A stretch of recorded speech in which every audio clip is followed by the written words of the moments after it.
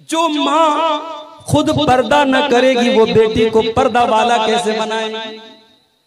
जिस माँ का दुपट्टा कभी उसके सर के ऊपर न रहता हो, उसकी बेटी दुपट्टा सर पे रखने वाली कैसे बनेगी? जो माँ दिन भर मोबाइल पे बैठ करके गाना सुनती हो, उसकी बच्ची मोबाइल के ऊपर कुरान की तिलावत कैसे सुनेगी और नाते और नज़्म और तकरीरें कैसे सुनेगी? मेरी प्यारी माँ बहनों, आप अपनी बच्चियों की आइडियल बनो। मेरे भाई, आप अपने बच्चों के आइडियल बनो।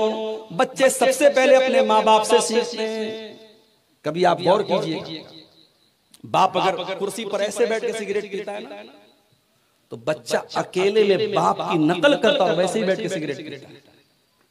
आप अगर बच्चों से सिगरेट मंगा रहे हैं, गुटखा मंगा रहे हैं, तंबाकू मंगा रहे हैं, और फिर आप ये सोचते हैं हमारा बच्चा बड़ा हो जाए तो इन तमाम चीजों को हाथ ना लगाए, तो माफ कीजिए, ऐसा पॉसिबल नहीं। माँ बाप जब तक नेक नहीं बनेंगे, बच्चों के नेक बनने की तवक्को छोड़ दीजिए। पहले आपको नेक बनना पड़ेगा, पहले माँ को नेक बनना पड़ेगा, पहले बाप को नेक बनना पड़ेगा। हमें अपनी औलाद की बड़ी चिंता है। हमारे इंडिया में LIC चलती है। बच्चा पैदा हुआ, मुझे बेटी हुई अभी जनवरी में, मुझे तीसरी बेटी पैदा हुई।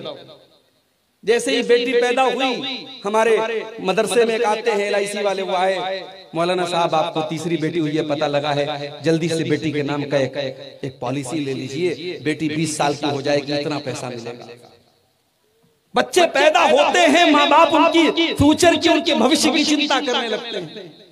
मेरे प्यारे साथियों, अपनी औलाद के भविष्य की अगर चिंता है, अपनी औलाद के मुस्तकबिल की अगर फिक्र है, तो सबसे पहले हम और आप अपनी फिक्र करें, अपनी इस्लाह करें। आइए मैं आपको कुरान से एक एग्जाम्पल देता हूँ। कुरान का 16वां पारा खोलिए। हजरत मूसा अलैहिस्सलाम का वाक़या अल्लाह ताला बयान कर रहा है। हजरत मूसा और हजरत खजीर एक बस्ती के पास से गुजर रहे हैं, एक गांव के पास से गुजर रहे हैं। दोनों को भूख लगी है। दोनों ने गांव वालों से खाना मांगा, लेकिन गांव वाले बड़े कंजूस थे, बड़े बखील थे, उन्होंने खाना नहीं खिलाया।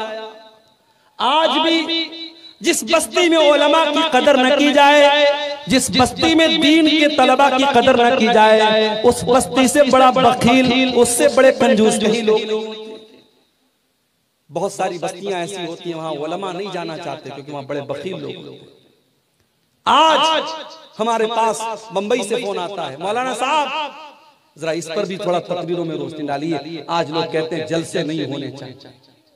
ठीक है, अगर जलसों में कोई चीज गलत हो रही है, उसकी इस्लाह होनी चाहिए। इसी सीमांचल के जलसों में मैंने सैकड़ों मरतबा तकरीर में कहा है, जो चीजें गलत है उस पर आप रोक लगाइए। औरतें अगर बेपर्दा आ रही हैं, गलत है, उस पर रोक लगाइए।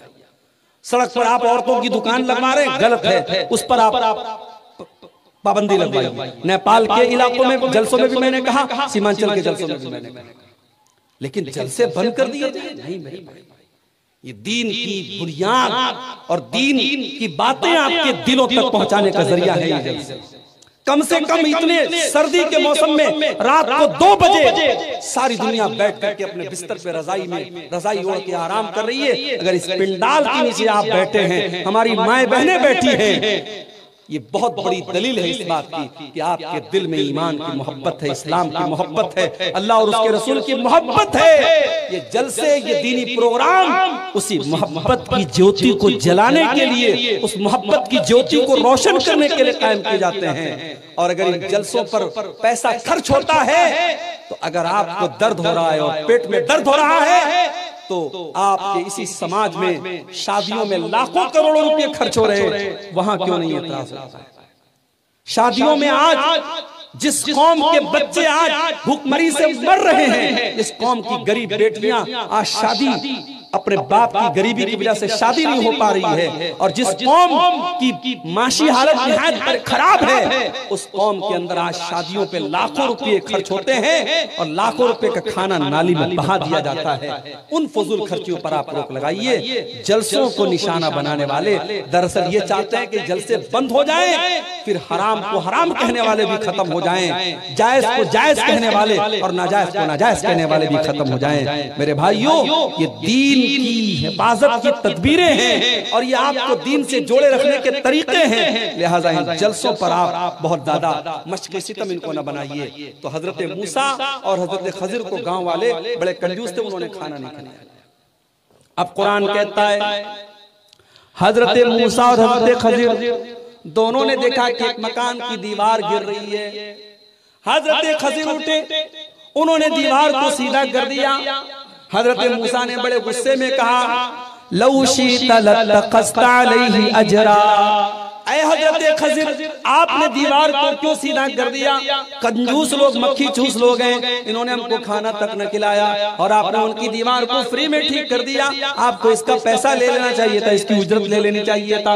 हजरत खजिर ने जवाब दिया व अम्मल जिदारु फकाना लिगुलामैनि यतीमैनि फिल मदीनति व काना तहतहु कंजुल लहुमा, ऐ मूसा वो दीवार दो यतीम बच्चों के मकान की दीवार थी, उस मकान के अंदर दो यतीम बच्चे रहा करते थे और उस दीवार के नीचे उनके बाप ने खजाना छुपाया था। बाप ने मरने के पहले उस दीवार के नीचे खजाना छुपाया था। अगर दीवार गिर जाती, खजाना सामने आ जाता और गांव के लोग खजाने को लूट के लेके चले जाते। ऐ मूसा अल्लाह ने मुझे हुक्म दिया कि मैं दीवार को सीधा कर दूं ताकि कल जब बच्चे जवान हो जाएं तो अपने बाप का खजाना वो हासिल कर ले, बच्चों के बाप का खजाना बर्बाद न हो जाए, इसलिए अल्लाह ने मुझे हुक्म दिया। और ऐ मूसा ऐसा क्यों किया गया? फरमाया वकाना अबूहुमा सालिहा, उन दोनों बच्चों का बाप नेक था। इस आयत की तफसीर में अल्लामा इब्न कसीर लिखते हैं कि देखो बाप नेक था तो बाप की नेकी की वजह से अल्लाह ताला ने बच्चों के खजाने को बचा लिया। बच्चों का खजाना अल्लाह ने बचा लिया सिर्फ इसलिए क्योंकि बाप नेक था। मेरे भाइयों अपने आप को नेक बनाओ, आपकी औलाद का भविष्य सुरक्षित हो जाएगा, आपकी औलाद का मुस्तकबिल महफूज हो जाएगा।